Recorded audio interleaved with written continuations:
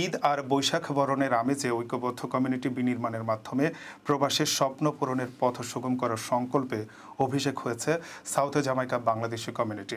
গত 15 April new York সিটির queen's প্যালেসে আয়োজিত সমাবেশে সংগঠনের 19 সদস্যের কার্যকরী কমিটিকে শপথ বাক্য পাঠ করান বাংলাদেশ সোসাইটির সভাপতি আতাউর রহমান সেলিম। এই সময় পাশে ছিলেন বাংলাদেশ সোসাইটির সেক্রেটারি মোহাম্মদ আলী এবং সিনিয়র ভাইস প্রেসিডেন্ট মহিউদ্দিন দেওয়ান। সঞ্জিতা কবিরের উপস্থাপনায় বাংলাদেশ ও যুক্তরাষ্ট্রের জাতীয় সঙ্গীতের মধ্য দিয়ে শুরু হওয়া এ অনুষ্ঠানে বিশেষ অতিথি ছিলেন রাজনীতিক মুজিবুর রহমান, বীর মুক্তিযোদ্ধা লাবলু আনসার, বাংলাদেশ সোসাইটির সিনিয়র ভাইস প্রেসিডেন্ট মহিউদ্দিন দেওয়ান। অনুষ্ঠানে বক্তারা নয়া কমিটির মাধ্যমে কুইন্সের সাউথ জামাইকায় উদীয়মান কমিউনিটির সম্প্রীতির বন্ধন অটল রাখতে সচেষ্ট থাকার আহ্বান জানান।